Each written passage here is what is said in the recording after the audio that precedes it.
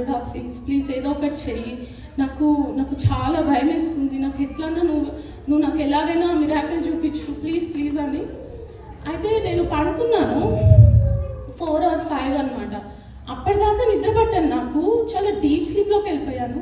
Deep స్లీప్లోకి వెళ్ళిపోయిన తర్వాత ఒక ఈమెయిల్ కనిపించింది నాకు. నువ్వు ఆర్డర్ పంపినప్పుడు మాకు ఆ ఈమెయిల్ వస్తుంది ఆర్డర్ సక్సెస్ఫుల్ అని.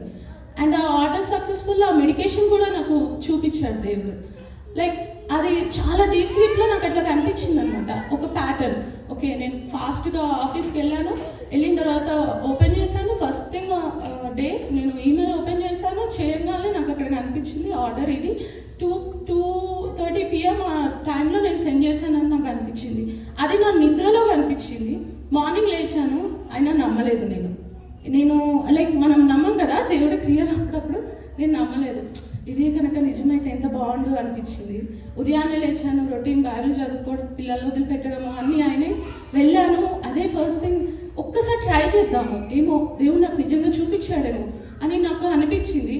నేను వెళ్ళాను. It's really God grace. That is that. అదే 2 PM 2:38కి నేను ఆల్రెడీ ఆర్డర్ సెండ్ చేశాను. ఆ ప్యాటర్న్ నిద్రలో వచ్చిందంతా సేమ్ అదే రిపీట్ అవుతుంది అనమాట నాకు. ఎందుకని చెప్పానంటే నేను అక్కడే కూర్చొని దేవునికి వందనాలు చెప్పాను. నాకు అప్పుడే అనిపించింది ఎవరితో అన్న షేర్ చేసుకోవాలి, ఇప్పుడు ఎవరితో షేర్ చేసుకోవాలని. అంత దేవునికి వందనాలు చెప్పుకొని అక్కడే సీట్లో కూర్చొని నేను ప్రే చేసుకున్నాను అనమాట. అప్పుడు నాకు అనిపించింది అనవసరంగా స్ట్రెస్ తీసుకుంటున్నాను. లైక్ కొన్ని విషయాల్లో హస్బెండ్స్ పేరెంట్స్ అందరూ అదే అంటుంటారు, నువ్వు ఎందుకు అనవసరంగా స్ట్రెస్ తీసుకుంటున్నావు అని. సో అదొక్కసారి రికాల్ చేసుకున్నాను అనమాట. నిజం